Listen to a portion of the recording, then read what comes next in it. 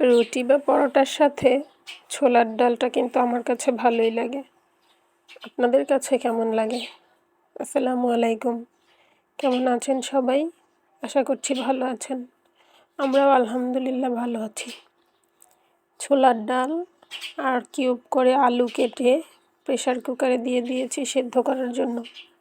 ডালটা অবশ্য একদম ভোরবেলায় ফজরের নামাজের সময় ভিজিয়ে রেখেছিলাম, যাতে একটু নরম হয় সেই জন্য। আর গোটা মশলা যেগুলো দেওয়ার দরকার, এলাচ, দারচিনি, তেজপাতা, সেগুলো সব সিদ্ধ করার সময় দিয়ে দিয়েছি। এবার ফ্রাই প্যানে একটু তেলের মধ্যে গোটা জিরে আর দুটো শুকনো মরিচ ভেজে নিয়ে তার মধ্যে পেঁয়াজ কুচি, রসুন কুচি দিয়ে একটু লাল লাল করে ভেজে তারপরে হলুদ গুঁড়ো, জিরে গুঁড়ো, আদা রসুনের পেস্ট সব কিছু দিয়ে মশলাটাকে একটু সময় নিয়ে ভালোভাবে কষিয়ে নেব। মশলা কষানো হয়ে গেলে তখন এর মধ্যে সিদ্ধ করা ছোলার ডাল, আলু এগুলো দিয়ে দেব। দিয়ে দিয়েছি, রান্নাটা তো করা হয়ে গিয়েছে, খাওয়াও প্রায় শেষ। যাই হোক, এবার এটাকে সুন্দর করে ঢেকে দিয়ে সময় নিয়ে রান্না করার পালা। যতই এখন ঝোল ঝোল থাকুক, ঠান্ডা হলে এই ঝোল আর খুঁজে পাওয়া যাবে না, তখন আর ডালটা এরকম ঝোল থাকবে না, ঘন হয়ে কেক হয়ে যাবে।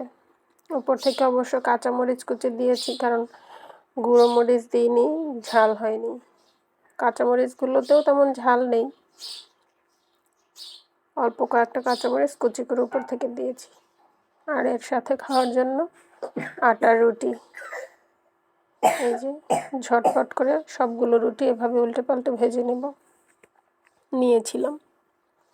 রুটি ভাজা হয়ে গেলে এবার ডাল, রুটি আর যে হালুয়া বানিয়েছিলাম আটা দিয়ে, এটাই ছিল সকালের নাস্তা। সকালের নাস্তায় কার কী খেতে ভালো লাগে?